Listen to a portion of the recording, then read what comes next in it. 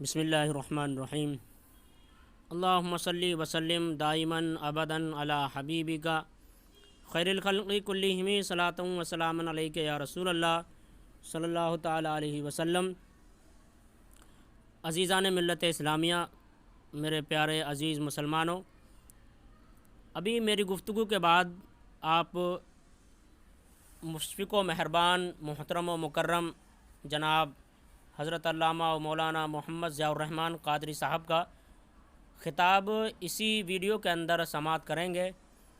آپ سے گزارش ہے کہ اس کو پورا سنیں اور اس سے مستفیض ہوں۔ ہم لوگوں کی عادت یہ ہے کہ اگر کوئی اسلامک چیز نعت پاک ہو یا کسی خطیب کا خطاب ہو، پہلی بات تو ہم اسے سننا ہی نہیں چاہتے، اور اگر وہ بالفرض کسی طرح شروع بھی ہو جائے تو اسے جلدی سے بدل کر ہم کسی اور جانب راغب ہو جاتے ہیں۔ لیکن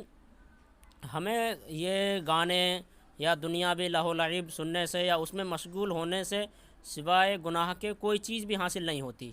لیکن اگر کسی بھی مقرر کی یا کسی نعت خواں کی نعت پاک سنتے ہیں تو آپ یقیناً ضرور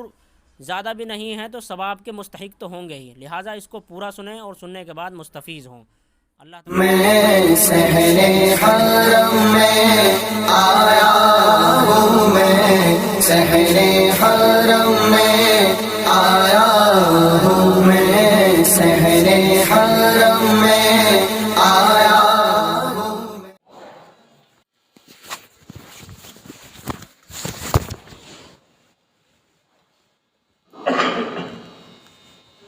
السلام علیکم ورحمۃ اللہ وبرکاتہ۔ نحمده ونصلي على رسوله الكريم، أما بعد، قال الله تبارك وتعالى في القرآن المجيد والفرقان الحميد، أعوذ بالله من الشيطان الرجيم، بسم الله الرحمن الرحيم، وما أرسلناك إلا رحمة للعالمين، صدق الله العظيم وصدق رسوله النبي الأمين المعين الخطيب الكريم، ونحن على ذلك لمن الشاهدين والشاكرين والحمد لله رب العالمين۔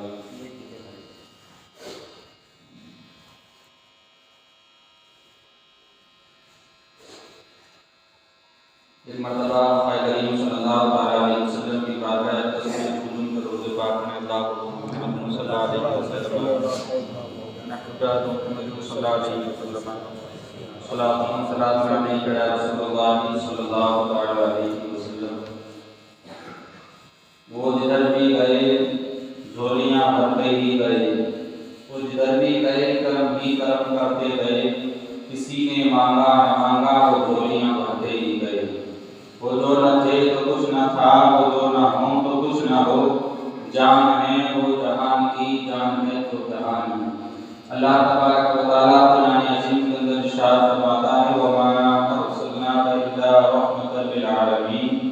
اے حبیب ہم نے آپ کو سارے جہان کے لیے رحمت بنا کر کے بھیجا ہے۔ دنیا میں اللہ تبارک و تعالیٰ نے بے شمار انبیاء کرام اور نبی علیہ السلام کو بھیجا لوگوں کی ہدایت کے لیے۔ حضرت آدم علیہ السلام تشریف لائے ہیں تو رحمت لے کر کے آئے، حضرت شیس علیہ السلام آئے وہ بھی رحمت لے کر کے آئے، جتنے بھی نبی آئے،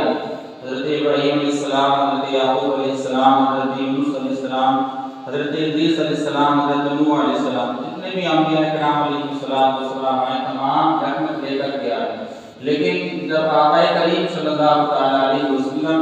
دنیا میں تشریف لائے تو اللہ تعالیٰ نے ارشاد فرمایا، اے حبیب ہم نے آپ کو سارے جہان کے لیے رحمت بنا کر کے بھیجا ہے،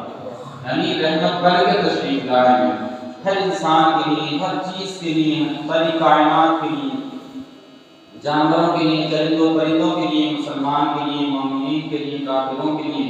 ہر چیز کے لیے اللہ تبارک و تعالیٰ نے اپنے حبیب صلی اللہ علیہ وسلم کو رحمت بنا کر کے بھیجا ہے۔ حضور علیہ السلام کی امت میں اگر ہم نہ ہوتے، مسلمان نہ ہوتے، نہ جانے کہاں کہاں بھٹک رہے ہوتے اور کیا کیا کر رہے ہوتے، نہ جانے کس کس کے در پہ ہم جاتے اور کہاں کہاں جا کے اپنا ماتھا جھکاتے، اور ہم جہنم کے ایندھن بھی بن جاتے اور ہمیں اس چیز کی فکر بھی نہیں ہوتی۔ یہ تو اللہ تبارک و تعالیٰ نے ہمارے پر کیا، اللہ کا شکر ہے کہ اللہ تعالیٰ نے ہمیں انسان بنایا، انسان کے ساتھ ساتھ میں اپنے حبیب کی امت میں ہم کو پیدا کروایا۔ سب سے بڑا فضل ہے اللہ تعالیٰ کا کہ اپنے حبیب کی امت میں ہمیں دنیا میں بھیجا ہے۔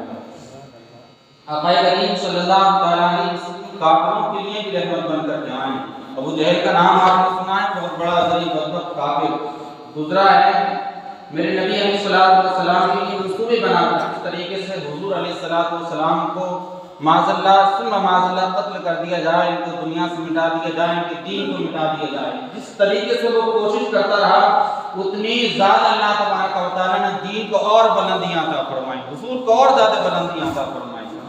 ایک مرتبہ اس نے منصوبہ بنایا کہ کنویں کو کھودا جائے اور پھر حضور کو ادھر سے گزرنے کے لیے کہا جائے گا، جب حضور گزریں گے تو اس کنویں کے اندر گر جائیں گے، پھر اس کے اوپر سے ہم مٹی ڈال دیں گے۔ ہوگا یہ کہ یہ مسلمان کی نبی آقا کریم صلی اللہ علیہ وسلم کنویں کے اندر دب جائیں گے، لیکن فانوس بن کے حفاظت اس کی خدا کرے، اس کو کون تکلیف دے سکتا ہے؟ آقا کریم صلی اللہ علیہ وسلم کے لیے منصوبہ بنایا، کنویں کو کھودا گیا اور اپنے ساتھیوں سے کہا کہ اس کے اوپر تھوڑی سی گھاس ڈال دو۔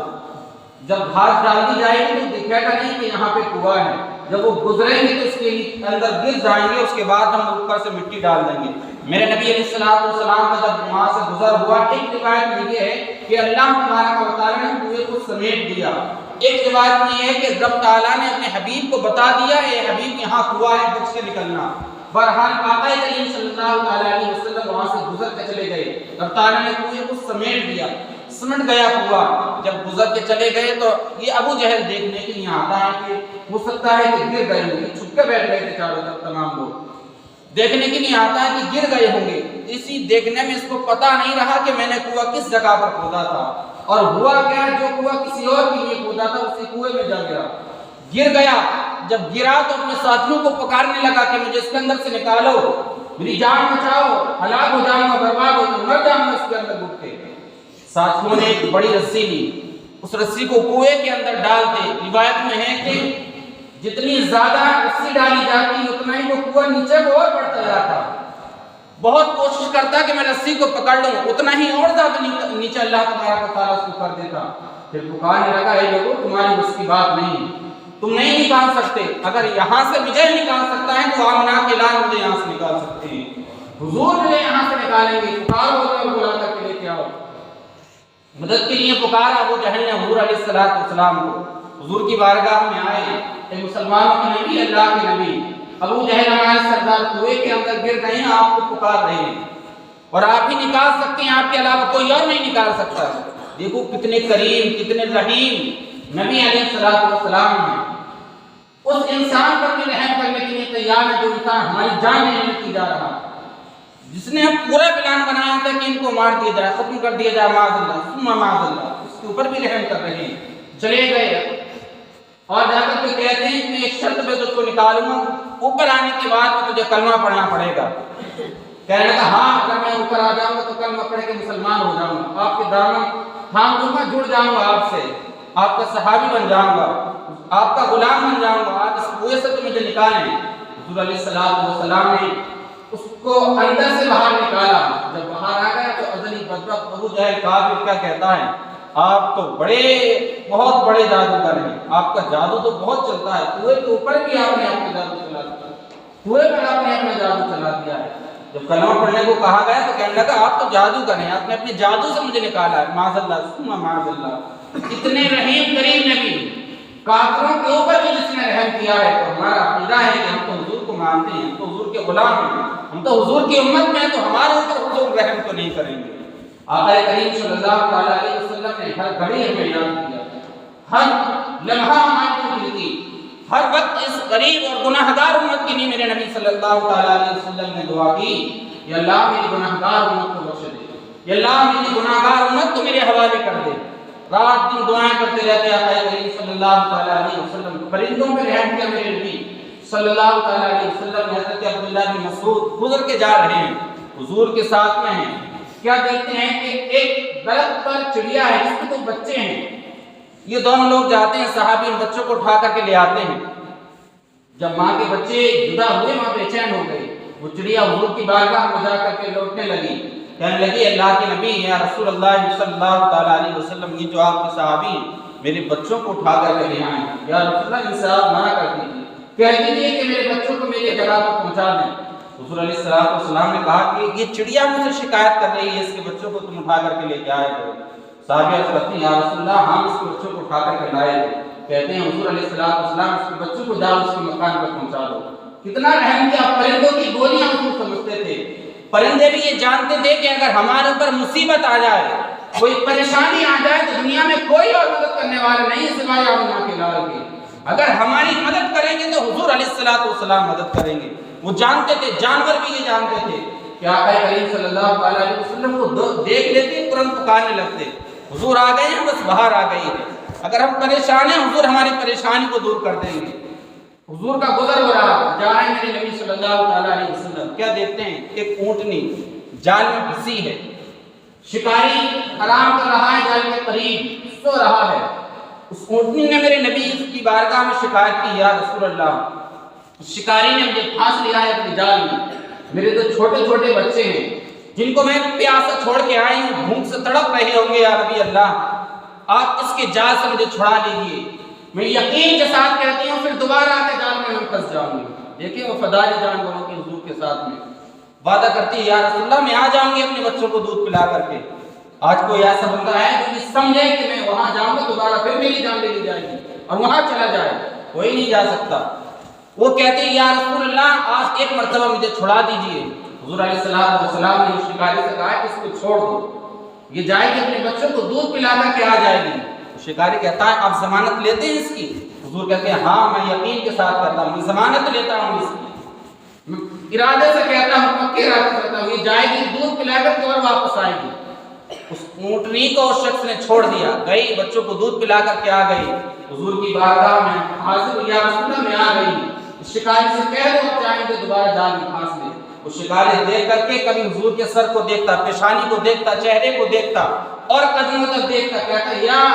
عشق کیسا نبی ہے، کیسا بننا ہے دنیا پہ، تیری تو جانور بھی فرما بردار ہیں، جانور بھی تیری تعظیم کرتے ہیں، جانور بھی تیرا کہنا مانتے ہیں۔ اس شکار کو اونٹنی کو بعد میں پھنساؤں گا، پہلے آپ اپنا دامن مجھے دے دیجئے اور کلمہ پڑھ کے اپنا غلام مجھے بنا لیجئے۔ وہ شکاری تھا، وہ جانتے تھا کہ اللہ کے نبی ہیں، حضور علیہ السلام نے کس قدر جانوروں پر رحم کیا، انسانوں پر کیوں نہیں رحم کریں گے؟ لیکن جب انسان حضور کے فرما بردار ہو جائیں گے، جب پکے اور سچے عاشق نبی ہو جائیں گے، تب حضور علیہ السلام رحم کریں گے، مدد فرمائیں گے، کرم کریں گے۔ آقا کریم صلی اللہ علیہ وسلم گزر کے جا رہے ہیں، ایک اونٹ حضور کی بارگاہ میں شکایت کرتا ہے یا رسول اللہ میرا مالک جو ہے بڑا ظلم کرتا ہے میرے اوپر اور کام زیادہ لیتا ہے، کھانا جو ہے کم دیتا ہے کھانے کے لیے۔ حضور علیہ السلام نے اس کے مالک سے شکایت کی، اپنے اونٹ کو تکلیف دیتے ہو، بڑھاپا ہے، کام زیادہ نہ لیا کرو، کم لیا کرو اس سے کام اور اناج، کھانا اس کو کھلایا کرو بھرپور اس کی خوراک کے مطابق۔ جانور بھی حضور کی بارگاہ میں شکایت کرتے، انسانوں کو کوئی پریشانی آتی حضور کی بارگاہ میں چلے جاتے، یا رسول اللہ فلاں پریشانی ہے، حضور اس کی پریشانی کو دور کر دیا کرتے تھے۔ یہ تو ظاہری کا معاملہ تھا جب حضور ظاہری اعتبار سے دنیا میں موجود تھے، دنیا سے رخصت ہو گئے، چلے گئے۔ جن لوگوں نے حضور کو اپنی ظاہری آنکھوں سے دیکھا تھا انہیں یقین نہیں آیا کہ اللہ کے نبی، گالیاں بکی میرے نبی کو، پتھر برسائے، اجڑیاں ڈالی گئی، جادوگر کہا گیا۔ اب جب وہ قبر میں جائیں گے، جب انسان قبر میں جاتا ہے اس سے 3 سوال ہوتے ہیں۔ دیکھو کتنے رحیم کریم نبی ہیں، آقا کریم صلی اللہ علیہ وسلم یہ ہمارے مکان، یہ گاڑیاں، یہ کھیتیاں، یہ پیسے، یہ بیلنس، یہ اولاد کوئی نہیں قبر میں کام آئے، کوئی نہیں۔ اب دل پہ زور ڈال کے، دماغ پہ زور ڈال کے، ٹھنڈے دماغ سے آپ کبھی تنہائی میں سوچنا کہ میں قبر میں لیٹا ہوں، کوئی نہیں میرے پاس ہے، جتنی گاڑیاں خریدی سب رہ گئی، جتنی بائک تھی سب چلی گئی، مکان بھی رہ گیا، بیوی بچے بھی سارے باہر رہ گئے، دنیا میں رہ گئے، اب یہاں میری مدد کون کرے گا؟ اس جگہ پر اگر کوئی مدد کرنے والا آئے گا تو آمنہ کے لال جناب محمد رسول اللہ صلی اللہ علیہ وسلم آ کر کے مدد کریں گے۔ حضور آئیں گے قبر میں مدد کرنے کے لیے، ہوگا کیا؟ روایتوں میں آتا ہے جب بندہ قبر میں جائے گا اس سے 3 سوال ہوں گے، کہا جائے گا من ربو کا، تیرا رب کون ہے؟ اگر بندہ رب کا فرمانبردار ہے، اللہ تبارک و تعالیٰ کو یقینی طور پر اس نے اپنا رب مانا ہے، عقیدے کے ساتھ، یہ تو زبان سے کوئی بھی کہہ سکتا ہے، کافر بھی کہہ دے گا میرا رب اللہ ہے، کسی مذہب کا ماننے والا کہہ دے گا میرا رب اللہ ہے، لیکن اس سے کام نہیں چلے گا۔ شیخ عبدالحق محدث دہلوی رحمۃ اللہ تعالی علیہ ارشاد فرماتے ہیں، ایک بڑی اچھی پیاری بات لکھتے ہیں، کہتے ہیں قبر کے اندر کا معاملہ یہ ہوگا، دنیا میں انسان چاہے جتنے کی قبر کے سوال رٹ کے لے جائے، لیکن وہاں معاملہ یہ ہوگا جیسے اس کے اعمال ہوں گے ویسے ہی اس کی زبان چلے گی، جیسے اس کے اعمال رہے ہوں گے ویسا ہی اس کی نگاہ بن جائے گی اور اس کا دل بن جائے گا، اسی کے مطابق اس کی زبان چلے گی، چاہے انسان جتنی چاہے قبر کے سوال رکھ کے تیاری کر لے۔ بڑے آسان سوال ہے، من رب کا، تیرا رب کون ہے؟ انسان کے رب اللہ، میرا رب اللہ ہے۔ من دین کا پوچھا جائے گا تیرا دین کیا ہے، بتا دے دین الاسلام، میرا دین اسلام ہے، پھر کہا جائے گا ما کنت تقول فی حق ھذا الرجل، اس شخص کے بارے میں کیا کہتا ہے، یعنی حضور کی طرف اشارہ کیا جائے گا، اس شخص کے بارے میں کیا کہتا ہے۔ اگر پکا سچا عاشق نبی رہا ہوگا، حضور کا غلام رہا ہوگا، تو یقینی طور پر کہہ دے گا کہ ان کے بارے میں پوچھ لیو جن کی نام پہ ساری زندگی کھاتا رہا، جن کے نام لے کر کے ساری زندگی کو گزار کے آیا ہوں، جن کے نام پہ اپنی جان مال بچوں کو قربان کر دیا ہے، جن کے بارے میں ہمیشہ کہا ہے سب سے اعلیٰ و اعلیٰ ہمارا نبی، سب سے بالا و بالا ہمارا نبی، دونوں عالم کا دولہ ہمارا نبی، سب چمک والے جنہوں نے چمکا دیے، اندھے شیشوں میں چمکا ہے ہمارا نبی۔ جس نے یہ کہا ہوگا، جس کا عقیدہ رہا ہوگا کہ میرے حضور ہی سب کچھ ہیں، میرے بچوں سے زیادہ، میری بیوی سے زیادہ، ساری کائنات سے زیادہ میرے لیے میرے حضور ہیں، اس کے لیے آقا کریم صلی اللہ تعالیٰ علیہ وسلم قبر میں مدد فرمائیں گے، رحم کریں گے، اس کے اوپر مدد فرمائیں گے۔ جب سوال ہوگا من ربو کا، اس سے تمیز پیدا ہو جائے گی انسان اللہ کا بندہ ہے، کسی دوسرے مذہب کا ماننے والا نہیں، مسلمان ہے۔ دوسرا سوال ہوگا من دین کا، اب جس نے رب مانا ہوگا اور یہ عقیدہ رہا ہوگا کہ دنیا میں رزق دیتا ہے میرا رب ہی دیتا ہے، اس کے علاوہ اور کوئی مجھے رزق نہیں دیتا، یقین ہوگا جس کو۔ حضرت ابراہیم علیہ السلام کا معمول یہ تھا، جب بھی کھانا تناول فرماتے تھے ایک مہمان کو بلا کے لاتے اس کے ساتھ کھانا کھایا کرتے تھے۔ ایک دن کوئی مہمان نہیں آیا، باہر نکلے ایک بوڑھے شخص کو بلا کر کے لائے، اس کو دسترخوان میں بٹھایا اور کہا میرے رب کے نام پکار اور کھانا شروع کر، یعنی اللہ کے نام سے کھانا شروع کر، میرے رب کا نام لے اور کھانا کھا۔ وہ شخص کہتا نہیں، اپنے بتوں کے ساتھ میں نافرمانی نہیں کر سکتا، میں تو بتوں کا ماننے والا ہوں، میرے بت تو میرے خدا وہ ہیں، اللہ میرا خدا تھوڑی ہے۔ انسان چاہے دنیا کا ماننے والا مانے نہ مانے، لیکن ہر چیز کا مالک، ہر چیز کو پیدا کرنے والا اللہ تبارک و تعالیٰ ہے، ہر چیز کا مالک، ہر انسان کا مالک، سب کا رب وہی ہے۔ وہ انسان کہتا ہے میں نہیں کہوں گا، حضرت ابراہیم نے کہا کہ اٹھ کے چلے جا،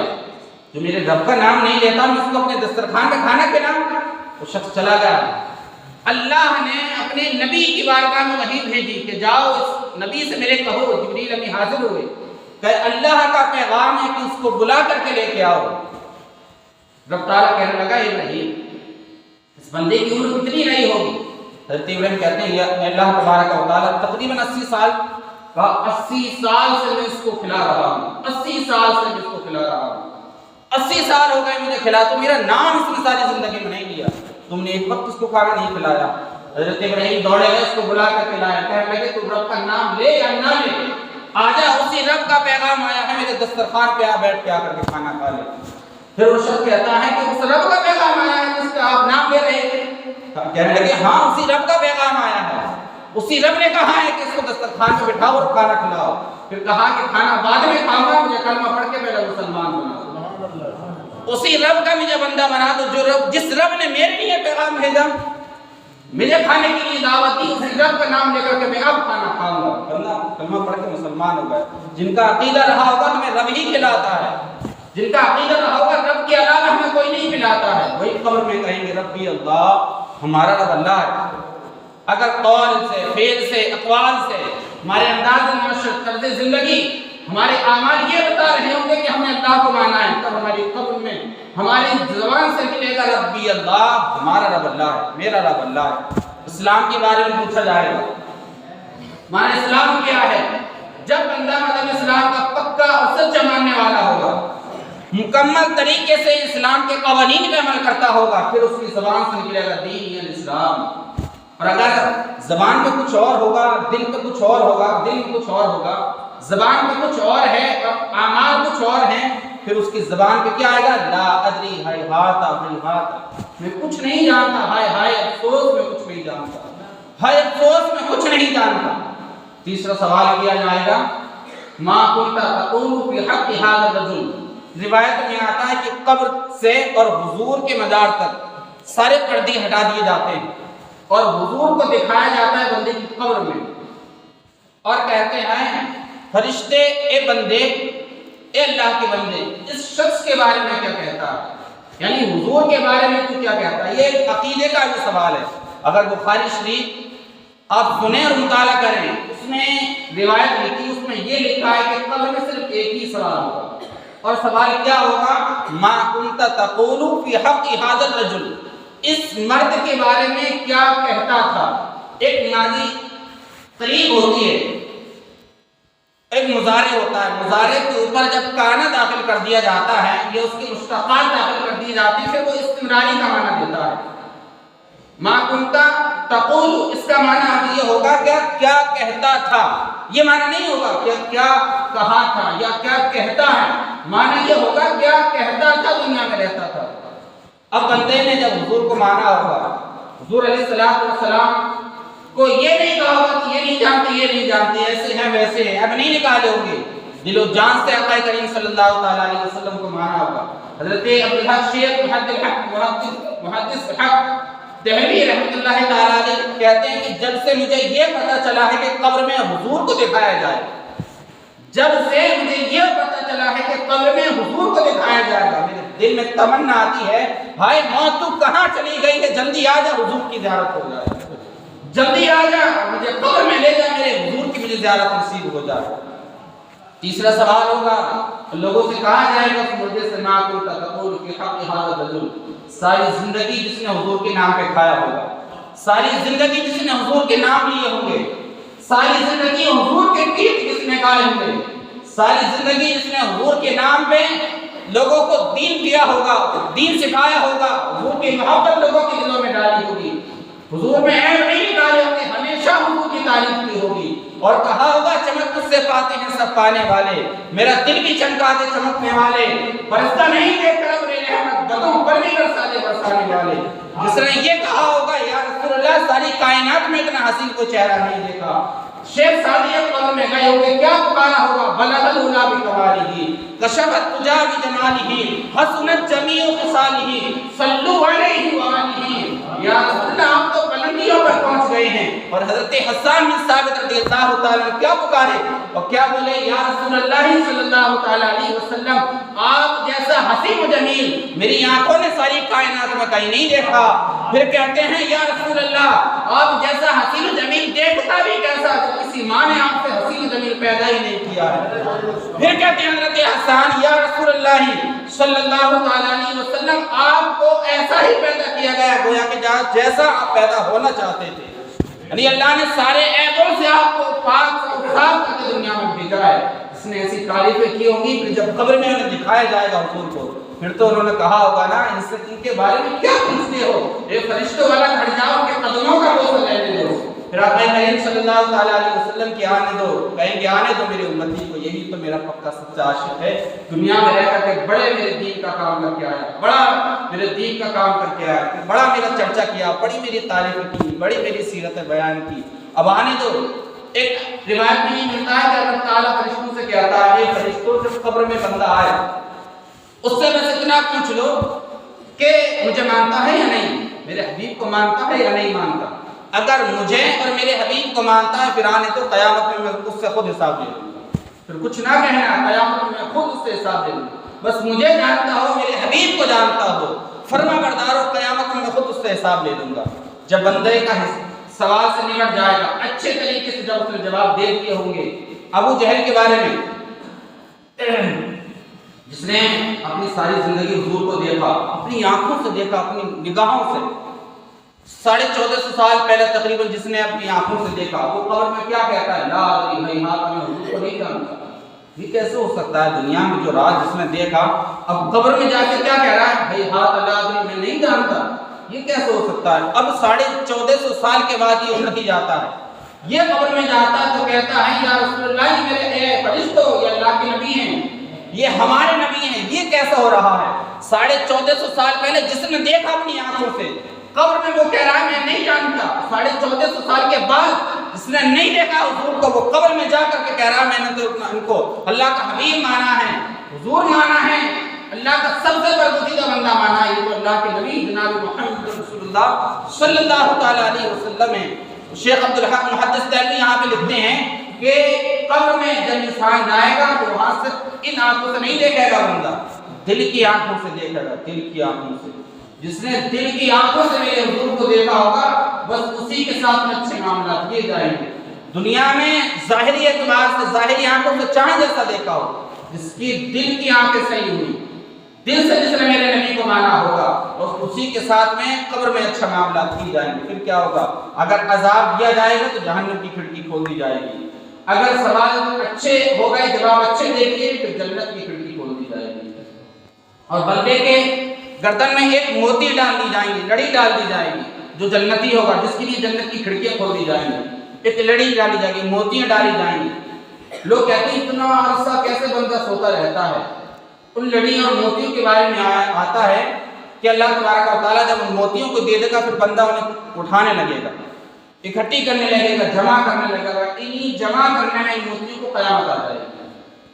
اتنی نورانی موتی ہوں گی، اتنا اس میں ہو جائے گا متغیر کہ وہ اسی وقت میں سارا وقت گزر جائے گا۔ ایک روایت میں یہ آتا ہے کہ جتنا وقت عصر کا ہوتا ہے اتنا ہی وقت اس کا ہوگا قبر سے اور قیامت تک کا۔ اگر مومن نیک ہے، داڑھی رکھا کر کے جب بندہ جاتا ہے نا قبر پہ، فرشتے اس کے چہرے سے ہٹاتے ہیں، حضور کہتے ہیں ارے آنے تو اس سے کیا پوچھ رہے ہو، یہ تو میری سنت کو اپنے چہرے پہ سجا کر کے آیا ہے۔ آج تو لوگ نماز اپنی جلدی پڑھ لیتے ہیں، آتے ہیں اٹھا بیٹھی لگا کے چلے جاتے ہیں، لگتا ہے کہ کچھ سزا دینے آئے ہیں یا کسی کا حساب لینے آئے، بس آگے مسجد کی زیارت کر کے چلے گئے۔ سکون کے ساتھ میں اللہ کی عبادت کرو، نماز پڑھو اچھے طریقے سے، رکوع سجدے جلدی نہ کیا کرو، بڑے اطمینان کے ساتھ میں اللہ کی عبادت کیا کرو۔ رب تعالیٰ کی بارگاہ میں دعائیں اللہ تعالیٰ ہم سب کو کہنے اور سننے سے زیادہ عمل کی توفیق عطا فرمائے۔ استغفر اللہ ربی من کل ذنب واتوب الیہ۔ مرتبہ کلمہ شریف پڑھیں، اللہ لا الہ الا اللہ محمد رسول اللہ صلی اللہ علیہ وسلم۔